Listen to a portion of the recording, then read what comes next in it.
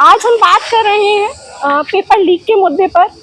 OMR seats के साथ होने वाली धांधली के साथ ही जो रिजल्ट आता है उस रिजल्ट में सब कुछ ओपन हो जाता है कि कहाँ धांधली हुई है, कहाँ धांधली नहीं हुई है। तो चलिए हम पूछ लेते हैं कि इनमें से किसने कौन सी परीक्षा दी है और उसमें इनका क्या स्तर रहा है, फिर आगे बात करते हैं। हमारी क्या मांगे हैं वो मांगे भी हम अपनी बताते हैं। आपने कौन सा एग्जाम दिया है? मैंने मैम यूपीएसआई का भी एग्जाम दिया है और टीचिंग के भी एग्जाम देता हूँ मैं। उसमें क्या स्थिति रही है? मेरिट बहुत हाई जा रही है और रिजल्ट सही से शो नहीं किया जा रहा है, ना ही मेरिट पता लग रही है। रिवाइज आंसर की के बारे में आपको क्या? रिवाइज आंसर की यूजीसी नेट की भी 200 रुपये ले लेते हैं, लेकिन कोई रिवाइज करके डालते ही नहीं है। पिछले नेट के एग्जाम में भी यही हुआ कि हिस्ट्री और पॉलिटिकल साइंस कुछ सब्जेक्ट के कोर्ट में जाने के बाद फिर से रिवाइज आंसर की कोर्ट में जाने के बाद दी गई है। आंसर भी चेंज नहीं किए जाते हैं। आप लोग भी बताइए, आपने कौन सा पेपर दिया है? डरने की जरूरत किसी को कुछ नहीं है, क्योंकि हम अपनी बात करें। अभी मैंने हाल फिलहाल ही टीजीटी यूपी टीजीटी का एग्ज़ाम दिया है। उसमें तो जैसे कि ये तो मुद्दा काफ़ी चर्चा में रहा है कि भाई यूपी टीजीटी में कम से कम 46 क्वेश्चन आउट ऑफ सिलेबस थे। ये इस पे इन्होंने ऑब्जेक्शन भी लिया है आयोग ने, और अभी आयोग ने ऑब्जेक्शन ले लिया है। ऑब्जेक्शन के लेते लेते उन्होंने आंसर की भी जारी कर दी है। रिवाइज आंसर की का भी कोई मुद्दा नहीं आया है, और एक्सपेक्टेड ये हो रहा है कि भाई रिजल्ट भी वो जल्दी ही अपलोड कर देंगे। लेकिन चर्चा में ये विषय चल रहा है कि जब आउट ऑफ सिलेबस आपने क्वेश्चन, पहले बात तो क्वेश्चन ही क्यों दिए, और फिर क्वेश्चन दिए हैं तो फिर वो किस मुद्दे पर दिए हैं। बात ये है ना, बच्चा पढ़ रहा है, 4 राइटर पढ़ रहा है। पेपर का स्तर आउट ऑफ सिलेबस में पहले ही बोल चुका हूँ, बहुत ज्यादा टफ था। मॉडरेट टू टफ से टफेस्ट क्वेश्चन ऑफ द अभी तक जितने भी क्वेश्चन हुए सबसे ज्यादा टफ पेपर ये रहा है यूपी टीजीटी का। यस बिल्कुल। समझ में ये नहीं आ रहा कि जिसने पेपर सेट किया है उसने पेपर क्या सोच के सेट किया है।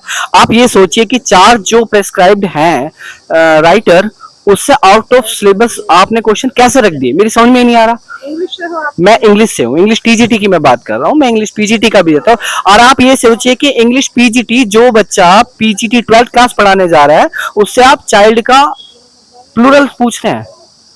ये पीजीटी लेवल है। आप सोच रहे हैं आप क्या क्वेश्चन सेट कर रहे हैं। तो जो क्वेश्चन पेपर सेटर है उसका माइंड क्या रहा, इससे ये समझ में आ रहा है कि भाई आप 12th क्लास के टीचर से आप चाइल्ड का चिल्ड्रन पूछ रहे हैं, और जो चार्ट टिकन टीजीटी में है ही नहीं, आप उसके क्वेश्चन पूछ रहे हैं टीजीटी में। क्या मतलब है इस चीज का? तो उसके बावजूद आपने आंसर की जारी कर दी है, आंसर की में ऑब्जेक्शन ले लिए हैं, ऑब्जेक्शन के बाद आपने आंसर की बिल्कुल जारी नहीं की है, और रिजल्ट आप अपलोड जारी करने ही वाले हैं। तो ये सारे मुद्दे ऐसे हैं जिसमें छात्र जो है पूरी तरीके से भटक चुका है, वो कहीं ना कहीं टूट चुका है।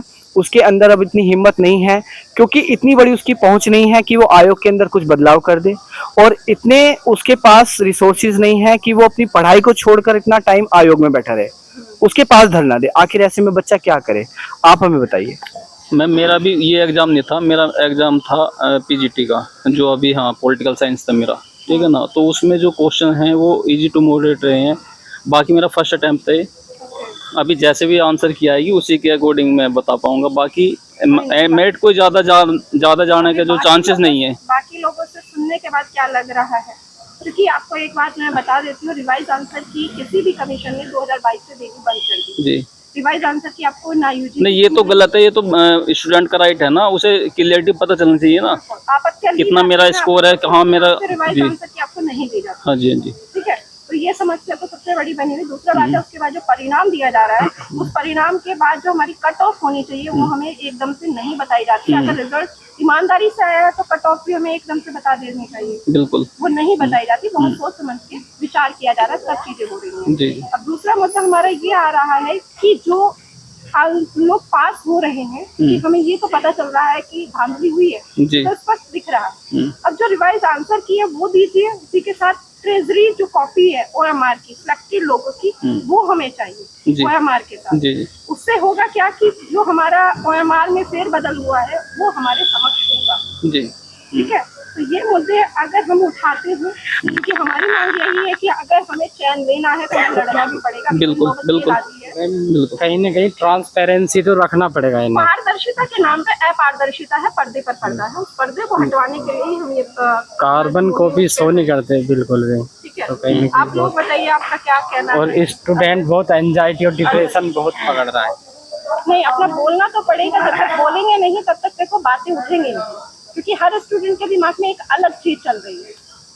तैयारी कर रहे हो एक लंबे समय से, 2022 में आपसे फॉर्म भरवाया जाता है, 22 में फॉर्म भरवा के 26 में एग्जाम हो रहा है। बिल्कुल, ये बहुत लेट है। और दूसरा जो 22 से 26 में मैम एक मोमेंट तो चलाना पड़ेगा। ये बताइए, वही बात जो है। 22 से 26 में ओवर एज होके निकल चुके, ठीक है, किसी ने कोई मैरिज हो चुकी है, बहुत सारी लड़कियों को तो आप ये समझिए रूरल एरिया से आ रही है, उनका बाहर निकलना ही बहुत बड़ी सौगात है पढ़ने के लिए, और उनको मैरिज होकर सेटल होना पड़ा। तो अब ये आयोग में बैठे हुए लोग क्या इस बात का जवाबदेही करेंगे? बताइए आप। 2022 से 26 में एग्जाम ले रहे हैं, ऐसी क्या अब इन्होंने कुल मिलाकर जो है ना, ये इनकी कोई भी रेस्पॉन्सिबिलिटी नहीं है। कभी किसी डेट पे पोस्टपोन्ड होता है तो बताइए, केवल बच्चों के साथ जिनकी वोट चुनावी मुद्दा जो वैकेंसी भी है ना, चुनावी मुद्दा बना दिया गया अब इन्होंने। बता देती हूँ, जैसे रिजल्ट आएगा जी। आप लोगों का नहीं होगा तो आपको नई विज्ञप्ति बता दी जाएगी, नोटिफिकेशन आ रहा है। नए नोटिफिकेशन का एग्जाम कब होगा? जैसे 22 में हुआ था कि जैसे असिस्टेंट प्रोफेसर का 51 हुआ था, आपका पीजीटी उसी समय हुआ था, उसका रिजल्ट आने के बाद उन्होंने तुरंत वैकेंसी निकाल दी। बच्चे उसमें उम्मीद में लगा इसमें नहीं हुआ, अगले में हो जाएगा जी, लेकिन उसमें जो ये 4 साल निकले हैं इसकी भरपाई कौन कर पाएगा? बिल्कुल। 2021 में मात्र 3 महीने में विज्ञापन से निकालकर और ज्वाइनिंग देने तक का काम इसी सरकार ने किया था, यूपी सरकार ने किया। और 2022 से 2026 तक का एक लंबे अंतराल में काम करने की जो काम चोरी की है वो भी इन्हीं के अंदर में हुई। तो आखिर मेरी समझ में नहीं आ रहा कि जब इलेक्शन आ रही है तो आप इतना वो नोटिफिकेशन एकदम, और जब आउट ऑफ इलेक्शन टाइम है तो आप चुपचाप बैठ जाते हो, यानी कि हमारी कोई लंबा वैल्यू नहीं। चुनावी मुद्दा बना दिया गया है, जो हमारी वैकेंसी है उन्हें भी चुनावी मुद्दा बना दिया गया है। तो हो सकता है कि हमारी आवाज सुनी जाए और हमारी बातें, हमारे तरफ भी लोगों का ध्यान जाए, सरकार का ध्यान जाए। लेकिन चुनावी मुद्दे पर ही बात क्यों सुनी जाए? ऐसा क्यों? क्या हम वोट तक सीमित रह गए हैं? क्या हमारी कोई वैल्यू नहीं है? क्योंकि इस समय यानी अगर हम वोट की वैल्यू कर रहे हैं तो आप हमारी, यानी आवाज हमारी सुनी जाएगी, और अगर हम वोट नहीं देंगे तो फिर क्या? फिर हम कीड़े मकोड़े, कुछ नहीं है वैल्यू। किस लिए पढ़ रहे हैं हम? किस बात का संविधान और किस बात का ये सरकार है? मेरी तो समझ में बात की नहीं आ रही है। केवल वोट मुद्दे पर ही अगर हमारी वैल्यू होनी है तो आखिर किस बात के लिए हम पढ़ रहे हैं? बताइए आप मुझे। पेपर लीक मुद्दा, और देखिए पेपर लीक कोई ये नहीं है कि पेपर लीक कोई बाहर से हो रहा है, कमीशन के अंदर कहीं ना कहीं सिस्टम के ही लोग। पेपर बनाने वाली कोई ऐसी आपने कोई एआई सेट नहीं कर दिया है, एआई पर भी बंदे ही काम कर रहे हैं, वो आपके ही बंदे हैं। आपकी जवाबदेही होनी चाहिए कि पेपर लीक आपके सिस्टम में हो कैसे गया। आप ये बताइए, कोई प्रिंसिपल अगर स्कूल चला रहा है वहां तो कोई पेपर लीक नहीं हो रहा, क्योंकि प्रिंसिपल जिम्मेदार है ना, वो अपनी जवाबदेही लेता है किसी चीज के लिए। आप क्यों नहीं ले रहे हैं? आयोग नहीं ले रहा है। आयोग बिल्कुल भी नहीं ले रहा। बड़ी बात ये नया आयोग बना दिया है और आयोग की ट्रांसपेरेंसी खत्म। और फिर आयोग के सदस्य किसने चुने? आप मुझे बताइए। आयोग के सदस्य आपके हैं, आपने चुने हैं, आपने चुन कर चेयर पे बिठाया कि आपको ये काम करना है, आपने सारा काम अलॉट किया है। तो आप मुझे ये बताइए कि ये पेपर लीक चल कहाँ रहा है? यार कितनी मजाक की बात है कि मतलब एयरफोर्स, आप एयरप्लेन से पेपर लीक करेंगे, ये क्या कमाल कर रहे हैं? क्या हो जाएगा? मेरी समझ में नहीं आ रहा। जो एक प्रसारित करने का एक जरिया है किसी नॉलेज को, आप उसे बैन कर रहे हैं। और आप ये कह रहे हैं, क्या टेलीग्राम ही एक ऐसा चीज है जो फोटो शेयर कर सकता है? अदर ऐप नहीं है? बंद कर दीजिए, आप सारा नेट बंद कर दीजिए। तो एक तरीके से आप ये समझिए कि कहते हैं ना कि मैं क्या बताऊं आपको, तानाशाही वाली बात हो रही है कि करेंगे भी नहीं और मानेंगे भी नहीं। बेईमानी है ये स्टूडेंट हाँ, के साथ जो मेहनत कर रहा है, बेईमानी भी करेंगे और तो इसे एक्सेप्ट भी नहीं करेंगे। करते रहो फिर जो करना है। स्वीकार करने के साथ एक चीज कर रहे हैं। अभी जो आदेश आया था ओएमआर को निरस्त मतलब खत्म करने का, निस्तारित करने का, 7 दिन के अंदर अंतिम परिणाम के बाद 7 दिन के बाद सभी ओएमआर खत्म कर दी जाएंगी। क्यों? ये सरकार का मानना है। तो क्या ये अपने किए गए धोखे पर, क्योंकि जो हमारे साथ तो धोखा ही है ना, सरकार कर रही है, उस धोखे पर क्या पर्दा डालना नहीं है? क्योंकि हमारे पास तो न्याय मांगने के लिए साक्ष्य नहीं बचना। क्यों ओएमआर क्यों खत्म कर देंगे? इनके पास रिसोर्सेज खत्म हो गए हैं, प्लेसेस खत्म हो गए हैं, भंडारण खत्म हो गया, क्या खत्म हो गया? अभिलेखागार खत्म हो गए इनके, इतने पुराने अभी तक इन्होंने संभाल के रखना बंद कर दिया। क्यों भाई? एक स्टूडेंट लगा के अपने 10 साल देता है और आप उसे ओएमआर क्यों खत्म कर रहे हैं? मेरी समझ में नहीं आ रहा। कॉपी भी खत्म करने की बात है। हाँ तो फिर करते रहिए, फिर ऐसे क्या करेगा? फिर तो आप एक तरीके से आप एक काम करिए, फिर एजुकेशन को बैन कर दीजिए, फाइनली ओपन कर लीजिए। क्या करे फिर स्टूडेंट? बोली लगा कि अगर करना ही है तो सीधे कर लीजिए। मुद्दे बहुत हैं, स्टूडेंट अपने आप में बहुत ज़्यादा टूट चुका है, वो बढ़ेगा तो आपको सराहा जाएगा। आप ये देखिए कि आपके शासनकाल में इतनी, अभी मुख्यमंत्री या कोई भी पदासीन अधिकारी होता है वो बड़े गर्व से कहता है कि मेरे शासनकाल में इतनी भर्तियां दी। अरे भर्तियां दी हैं, आपने मेहनत उन स्टूडेंट्स ने की है, उन स्टूडेंट्स की मेहनत को आप साकार करिए, शुचितापूर्ण भर्ती करिए। आप ये बताइए, वो स्टूडेंट बताएंगे कि हाँ भाई ब्ला ब्ला मुख्यमंत्री के अंतरकाल में हम लोगों ने इतनी परीक्षा दी थी। अभी जो परीक्षाएं हो चुकी हैं, चाहे उसमें एसआई परीक्षा है, चाहे उसमें जो भी परीक्षा जी। फिलहाल में हुई है, उनके लिए क्या कहना चाहिए कि क्या सरकार को कदम उठाना चाहिए और क्या हमारे फेवर में निर्णय होगा सरकार? देखिए मैम, सरकार को क्या कदम उठाना चाहिए, बड़ा नादान भरा, मतलब एक नादानी का सवाल है। आप एक पिता से ये सवाल कर रहे हैं कि घर कैसे चलाएंगे।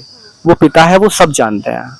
वो एक सरकार जो वर्ड है ना, वो लोगों का एक समूह है जो इन सब प्रोसेस से गुजरा हुआ है। ठीक है, तो वो क्या नीति लाएंगे हम बताएंगे, उनकी नीति पर हम चलते हैं। जो हो चुका है, जो हो रहा है, लग रहा है कि आप पारदर्शिता रही हमारे साथ, न्याय नहीं हुआ है, हम न्याय के शिकार हैं, उसके लिए क्या कहना चाहिए? उसके लिए क्या होना चाहिए हमारे, जो हमें न्याय मिल सके? देखिए, उसके लिए उनके लिए इनके पास पूरी टीम तैयार है जो इन्हें एक रणनीति बनाकर देगी कि भाई कोई भी परीक्षा कराने के लिए क्या इनकी योजनाएं होनी चाहिए। जैसे कि अभी इन्होंने एसआई का पेपर कराया है, या जो अभी मेरा टीजीटी का भी मुद्दा है, उसमें ये होना चाहिए कि जो पेपर सेटर हैं उन्हें मालूम होना चाहिए जो सिलेबस कितना है, क्या से कहाँ आना है। इस तरीके से पहले तो पेपर सेट कराया जाए। उसके बाद जो इनकी टीम है पूरी, उस टीम में बिल्कुल रिलायबल लोग होने चाहिए, जिनको सबसे पहली बात तो जो करप्शन बाहर का आ रहा है, जो चीज़ इनको आप ये समझिए टेम्प्ट करती है, आप तो उस चीज़ को रोकने के लिए इनके अधिकारी जो सख्ती में आएंगे तो वहीं से वो चीज़ें रुकती चली जाएंगी। वहाँ से स्टूडेंट का नहीं समझ में, मैं जो पूछना चाह रही हूँ, मैं ये पूछना चाह रही हूँ कि जो धांधली भी है जो हमारे समक्ष आ रही है रिजल्ट के बाद, हम आकलन कर पा रहे हैं इस लेवल पे धांधली हुई है, उस धांधली को रोकने के लिए और हमें ये यकीन हो जाए कि पारदर्शी भर्ती ही है, पारदर्शी रिजल्ट ही है, सरकार को देखिए सीधी बात है, जो आयोग को ये कदम उठाना चाहिए, जो भी रिजल्ट जारी हो रहे हैं उन्हें सार्वजनिक तौर पर करिए। हर एक स्टूडेंट को मालूम हो कितने उसके नंबर आए, कितनी वो कट ऑफ में रिजल्ट के, जो बिल्कुल बात आपने ये कही है कि कट ऑफ के साथ ही जो रिजल्ट है उसके साथ कट ऑफ जारी कर दिया जाए, उसके मार्क्स मालूम हो। ये सारी चीज़ें सार्वजनिक तौर पर होंगे तो हर एक बच्चे को कोई डाउट नहीं रहेगा कि भाई उसका सिलेक्शन रुका है या किस बात पर रुका है या क्या नहीं हुआ है।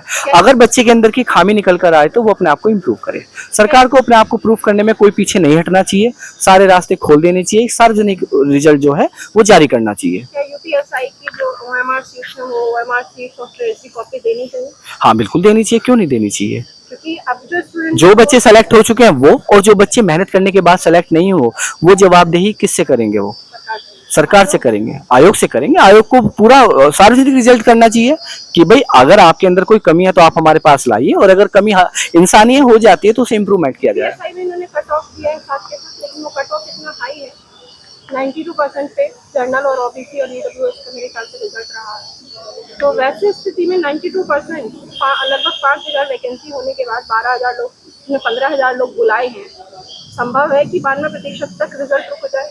वो मैरिट है, 92% मैरिट ही है। सिलेक्शन ऑन में कितने नंबर थे? वही तो बात है ना। वो मेरे तो ये समझ में नहीं आ रहा, जो पीजीटी में मेरे यूपी पीजीटी में मेरे 109 नंबर थे। सबसे बड़ा मुद्दा यही है। पेपर यूपी पीजीटी की मैं बताता हूँ आपको, यूपी पीजीटी में मेरे खुद 109 नंबर थे रिवाइज आंसर की के बाद, लेकिन जिन बच्चों के रिजल्ट जारी हुए मुझे ये समझ में नहीं आ रहा कि वो बच्चे कौन है। वही तो हमें चाहिए, उन्हीं की ट्रेजरी कॉपी हमें चाहिए, उन्हीं के ओएमआर शीट चाहिए, ताकि हमें ये पता चल जाए कि ये बहुत विद्वान है, हम ही कमजोर बच्चे हैं। हाँ, हमें अभी और मेहनत की जरूरत है। उन बच्चों के नाम जारी करिए, उन बच्चों के रिजल्ट बताइए। तो हम असिस्टेंट प्रोफेसर में कह सकते हैं कि वैकेंसी कम है, हालांकि वैकेंसी कम वहाँ पर भी नहीं है, इतनी कम नहीं है जितना रिजल्ट की मेरिट चाहिए। लेकिन यूपी ऐसा मुद्दा हो गया ना कि जिसमें लगभग 5000 वैकेंसी होने के बाद जहाँ तुमने 15000 लोग बुलाने रिजल्ट में, वहाँ तुम 92% पे मेरिट ले जा रहे हो। और ये कोई देखिए कमजोर मुद्दा नहीं है। जब आप किसी का सिलेक्शन लेकर उसे सार्वजनिक करते हैं तो ये तो ना जाने कितने बच्चों के लिए मोटिवेशन का वो बनेगा। ये तो बहुत पहले यही होता था। बिल्कुल। तो पहले यही होता था, मेरिट दिखा दी जाती थी बिल्कुल। और क्या कहते हैं हमारा मार्क्स दिखा दिए जाते थे, रिवाइज आंसर की आती थी, सारी चीजें होती थी। अब रिवाइज आंसर की ना देना ही सारा खेल है। बिल्कुल बिल्कुल। तो मुझे पता है मेरे इतने नंबर हैं, आपको पता है आपके इतने नंबर है। जब आपने पहले जो आंसर की जा रही है उससे अपने नंबर अपनी OMR से इसका मिलान किया, अब उसमें जो आपत्तियां मांगी गई, आपको पता है इस प्रश्न पे मुझे डाउट है और इसका मेरे पास साक्ष्य भी है कि ऑथेंटिक बुक से साक्ष्य है। उसके बावजूद उसको शामिल किया गया नहीं। आपको लग रहा है कि अगर ये और शामिल हो गया तो मैं इतना और अप हो जाऊंगा। बिल्कुल। लेकिन जब रिजल्ट आता है आपको लगता है आप उससे बाहर हैं। बिल्कुल। तो ये ऐसे में चीजें मेरे ख्याल से रिवाइज आंसर की सबसे बड़ा मुद्दा है हमारा। और जिनका सिलेक्शन हुआ है हाई मेरिट पे, हम स्वीकार कर लेंगे हाई मेरिट को, लेकिन हमें पहले उनके बारे में उनकी जो आंसर की है, ट्रेजरी आंसर की है, वो जारी की जाए। बिल्कुल बिल्कुल सही कह रहे हैं आप, यही होना चाहिए। उसे हमें प्रोवाइड करा दीजिए, सार्वजनिक कर दीजिए। तो हमें तानाशाही वाली बात हो रही है कि करेंगे भी नहीं और मानेंगे भी नहीं। बेईमानी है ये स्टूडेंट हाँ, के साथ जो मेहनत कर रहा है, बेईमानी भी करेंगे और तो इसे एक्सेप्ट भी नहीं करेंगे। करते रहो फिर जो करना है। स्वीकार करने के साथ एक चीज कर रहे हैं। अभी जो नोटिस आदेश आया था OMR को निरस्त मतलब खत्म करने का, निस्तारित करने का, 7 दिन के अंदर अंतिम परिणाम के बाद 7 दिन के बाद सभी OMR खत्म कर दी जाएंगी। क्यों? ये सरकार का मानना है। तो क्या ये अपने किए गए धोखे पर, क्योंकि जो हमारे साथ तो धोखा ही है ना, सरकार कर रही है, उस धोखे पर क्या पर्दा डालना नहीं है? क्योंकि हमारे पास तो न्याय मांगने के लिए साक्ष्य नहीं बचना। क्यों OMR क्यों खत्म कर देंगे? इनके पास रिसोर्सेज खत्म हो गए हैं, प्लेसेस खत्म हो गए हैं, भंडारण खत्म हो गया, क्या खत्म हो गया? अभिलेखागार खत्म हो गए इनके, इतने पुराने अभी तक इन्होंने संभाल के रखना बंद कर दिया। क्यों भाई? एक ही स्टूडेंट लगा के अपने 10 साल देता है और आप उसे OMR क्यों खत्म कर रहे हैं? मेरी समझ में नहीं आ रहा। कॉपी भी खत्म करने की बात। हाँ तो फिर करते रहिए, फिर ऐसे क्या करेगा? फिर तो आप एक तरीके से आप एक काम करिए, फिर एजुकेशन को बैन कर दीजिए, फाइनली ओपन कर लीजिए। क्या करे फिर स्टूडेंट? बोली लगा कि अगर करना ही है तो सीधे कर लीजिए। मुद्दे बहुत हैं, स्टूडेंट अपने आप में बहुत ज़्यादा टूट चुका है। वो क्या करे उसे समझ में नहीं आ रहा। वो अपना फ्यूचर देखे और फ्यूचर बनाने वाले और बिगाड़ने वाले ऊपर बैठे हैं, जो अपनी गलती को ना एक तो गलती कर रहे हैं और ऊपर से मान नहीं रहे हैं। ऐसे में छात्र कहाँ जाए? कोई इस बात का जवाब देने के लिए तैयार नहीं। साक्ष्य भी मिटाने के सीधे सीधे आदेश जाते हैं। डरना क्या है? देखिए यहाँ डरने की कोई बात नहीं है, क्योंकि हम अपनी बात रख रहे हैं। सरकार तक हमें अपनी बात पहुंचानी है। हम एक ज्ञापन मुख्यमंत्री के नाम पहले दे चुके हैं, एक ज्ञापन हमारा मुख्यमंत्री के नाम फिर से जाना है, क्योंकि उसमें हमें ट्रेजरी कॉपी की मांग करनी है। क्योंकि हमने SI का जो रिजल्ट आया उसकी भी समीक्षा की, असिस्टेंट प्रोफेसर का रिजल्ट आया उसकी भी समीक्षा की, अभी और एग्जाम हो रहे हैं उनकी भी हम समीक्षा करने पर लग रहे हैं कि खामी कहाँ है। उन खामियों को ढूंढने की कोशिश कर रहे हैं, लोगों से बात कर रहे हैं। लोगों को डर इस बात का है कि जो अभी असिस्टेंट प्रोफेसर की परीक्षा हुई है, विज्ञापन 51 रिजल्ट आ चुका है, जिनका पिछली बार हुआ था री एग्जाम से पहले, उन्हीं का दोबारा हो रहा। अभी आज एक ग्रुप पे बात होती, 12 लोगों का अंग्रेजी में पहले हुआ था, 12 के 12 का दोबारा हुआ। तो मुझे ये बताइए, वो अगर उसका आपकी बार नहीं हुआ उन 12 में तो वो तो बेकार जाएगा ना। उन्हीं 12 का पहले हुआ, उन्हीं 12 का इस बार हो रहा है। क्या 12 के 12 इक्वल विद्वान है? मुझे ये बता दीजिए, इक्वल विद्वान है? समूह में तैयारी हमने भी की है। हमारा समूह में 4-5 का हो गया एक अलग बात है, सबका एक साथ हो जाए पॉसिबल नहीं, क्योंकि समूह में या तो पेपर लीक हो रहा है या फिर सेटिंग हो रही है। अब वो सेटिंग नहीं हो रही है यदि, और सरकार लोग को लगता है कि हम सेटिंग नहीं कर रहे हैं, तो हमारा मानना ये है कि आप अपनी ईमानदारी दिखाते हुए OMR सीट जारी कर दीजिए उन लोगों की जो सिलेक्ट हुए हैं, और उनकी ट्रेजरी कॉपी भी हमें प्रोवाइड करा दीजिए, ताकि सारी जो आप पारदर्शिता और शुचिता की बात करते हो वो स्पष्ट हो जाए और हम भी शांति से बैठ जाए, नहीं खामी हम में ही है। बिल्कुल सही बात। क्योंकि अपनी खामियों को तभी तो माना जाए जब हमें पता है कि हम उस लेवल पे तैयारी कर चुके हैं, वहां तक हमारे मार्क्स पहुंच रहे हैं, तो फिर कहाँ हमारा क्यों नहीं हुआ, हम क्यों बाहर हैं? आप ये देखिए कि TGT का जो मुद्दा इस टाइम गर्मा रहा है, पूरे यूट्यूब पर फैला हुआ है। हर एक टीचर और टीचर्स ने आयोग पर जाकर धरने भी दिया, और जो आयोग के सचिव उन्होंने इस बात को कहा भी है कि हाँ भाई क्वेश्चन आउट ऑफ सिलेबस है। मेरी समझ में इस बात की जवाबदेही कौन देगा? जो बच्चे 22 से और 2026 तक का अंतराल तय करके आए हैं, उन्हें पेपर मिला। पहली बात तो पेपर नहीं मिल रहा था 2003 में, इतना लंबा टाइम था, पेपर मिला। जो बच्चा जो पढ़ रहा है आपने वो पूछा ही नहीं, आप पूछ रहे हैं आउट ऑफ सिलेबस। आप जो प्रेस्क्राइब्ड आपका सिलेबस है, आप उसमें से टफेस्ट क्वेश्चन पूछिए। अगर बच्चा नहीं दे रहा, ये बात एक्सेप्ट होगी, ठीक है भाई, यू आर नॉट एलिजिबल, तुम एलिजिबिलिटी नहीं है, एबिलिटी नहीं है। क्या उन शिक्षकों के प्रति कोई अब जो दोषारोपण नहीं होगा? मेरी समझ में ही नहीं आ रहा, जिन बच्चों को, जिन विद्यार्थियों को या जिन अभ्यर्थियों का सिलेक्शन इस तरीके से हो रहा है, इसका भविष्य देख रहे हैं आगे क्या है, वो क्या पढ़ाएगा क्लास में जाकर। एक और मेरा प्रश्न, चोरी से भरकर आप लोग जिन अयोग्य शिक्षकों को क्लास में दे रहे हैं, वो क्या फ्यूचर बनाएगा बच्चों का? में एक और क्वेश्चन है कि जो टीचर जिन्हें पेपर सेट करने के लिए दिया जा रहा है, उनकी कोई जिम्मेदारी नहीं बनती है पेपर के प्रति? अब मेरी समझ में ये नहीं आ रहा कि इस बात की जवाबदेही आयोग लेकर एक्सेप्ट क्यों नहीं कर रहा। एक्सेप्ट कर रहा है तो उसके अकॉर्डिंग उसने आंसर की जारी करने के बावजूद भी रिजल्ट को देने के लिए तैयार है। हालांकि अभी रिजल्ट आया नहीं है, रिजल्ट का मुद्दा भी गरमा रहा है कि भाई वो जुलाई तक उन्होंने रिजल्ट एक्सपेक्ट करा है सारे सब्जेक्ट का।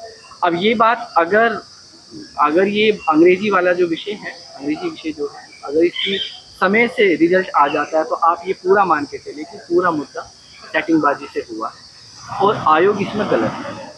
आयोग रिजल्ट देगा तब भी गलत है अगर इसी उस पर रिजल्ट दे दिया, और अगर नहीं देगा तो वो है गलत। अब आप ये समझिए कि इतने बड़े ऐसे लोगों को आपने आयोग में भर्ती क्यों किया? एक और चीज है, जो लाखों बच्चों के भविष्य से खेल रहे हैं, वो कौन है ऐसे? आपने आयोग में ऐसे लोगों को क्यों भर्ती कर रहे हैं जिन्हें पेपर बनाने का भी वो नहीं है? जब वो शिक्षकों बनने का पेपर नहीं बना रहे, तो जिनसे वो शिक्षक बन के जाएंगे वो उन बच्चों को क्या पेपर पढ़ाएंगे? आप सोच रहे हैं कितनी लंबी वो चल रही है। सब कुछ सुनियोजित तरीके से हो रहा है। आप ढूंढ पाएं तो ये आपकी ताकत है कि आप इनकी खामियां ढूंढ पाएं, और ढूंढ पाने का ये है कि सीधे सीधे प्रकट हो जाती है रिजल्ट आते ही। और मैम ये तो वो मुद्दे हैं जो बिल्कुल रिटिन में हैं। आप इनका प्रेस्क्राइब जो इन्होंने उस पर डाला हुआ है सिलेबस लगाइए पूरा, और जो पेपर आया उसके क्वेश्चन रखिए, और आयोग के सदस्य बैठ के जवाब देंगे कि ये पेपर इसमें से है क्वेश्चन या नहीं है, फिर बताइएगा। अभी क्या जो असिस्टेंट प्रोफेसर किसी ने दिया था यहाँ, आपने दिया अनुज? जो विज्ञापन 51 है, इन्होंने अभी असिस्टेंट प्रोफेसर में आपको बता दूं क्या किया है। पहले इन्होंने क्या किया, एग्ज़ाम कराया, 2022 का ही फॉर्म भरवाया हुआ था, 25 में एग्ज़ाम कराते हैं। जब वो पेपर लीक का मुद्दा स्पष्ट सामने आ गया, लोग पकड़े भी गए, उसमें रिजल्ट जारी कर दिया गया। रिजल्ट जारी किया गया, उसके बाद सुप्रीम कोर्ट तक ने उसको रद्द करने की हिम्मत नहीं दिखाई। फिर हमारे मुख्यमंत्री महोदय आगे आए, चलो उन्होंने स्टूडेंट के फेवर में एक डिसीजन लिया, हम मानते हैं कि उन्होंने पेपर रद्द किया। पेपर रद्द करने के बाद जब पुनः परीक्षा होती है, उस पुनः परीक्षा में जो पेपर का लेवल रहा है, सीधा सीधा AI से बना हुआ पेपर था। हिंदी का पेपर को इतने सरल स्तर पे कि आप मेरिट का कोई स्तर जांच ही नहीं सकते। अब रिजल्ट, उसका भी रिजल्ट दे दिया। रिजल्ट देने के बाद जो स्तर है, 86-87 वालों का सिलेक्शन नहीं है 100 में से। आप समझ सकते हैं कि क्या स्तर होगा। और फिर उस रिजल्ट को देने में देरी की गई स्टूडेंट के मांग करते हुए, तो क्या वहाँ खामियां नहीं हैं? क्योंकि जिनका पिछली बार हुआ था उन्हीं का इस बार हुआ। फिर एक और खेल खेल रहे हैं कि जो पहले जिनका हुआ था उन्होंने एक मुकदमा डाल दिया सुप्रीम कोर्ट में, क्योंकि कुछ ईमानदार भी होते हैं, उन जो हुए हैं उन्हें 5% ईमानदार भी हैं जिनका ईमानदारी से हुआ, उन्हें लगा हमारा पहले हुआ था।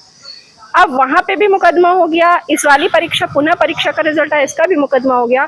और जो हमारा चल रहा है, हम मांग कर रहे हैं ट्रेजरी कॉपी और OMR सीट्स की, तो हमारा भी एक केस बनेगा। तो क्या उलझाने का काम है सरकार और कमीशन मिलके नहीं कर रहे हैं चीजों? आप ये बताइए 2021 में स्टूडेंट ही बट गया आपस में। 2021 में 3 महीने में भर्ती दे देना विज्ञापन के साथ निकाल के, क्या वहाँ कोई खामी नहीं थी? क्या वहाँ बिल्कुल धांधली नहीं? और अगर 2021 की इतनी शिक्षिता से इन्होंने भर्ती कर ली, तो अब कैसे इतनी अपारदर्शिता हो गई? आप मुझे बताइए। वो तो अभी भी कह रहे हैं हमने पारदर्शी तरीके से करके, अभी भी आपका शासन, वो तो अभी भी कह रहे हैं हमने पारदर्शी तरीके से भर्ती की है। ठीक है, करते रहिए, फिर स्टूडेंट को फिर भटकाते रहिए। एक समय ऐसा, हर चीज़ की समय अवधि होती है, हर चीज़ की। कोई ऊपर जाता है तो नीचे भी आता है। कोई भी, मैं सरकार को तो खैर नहीं कह रहा हूँ, पर मैं ये कह रहा हूँ कि हर चीज़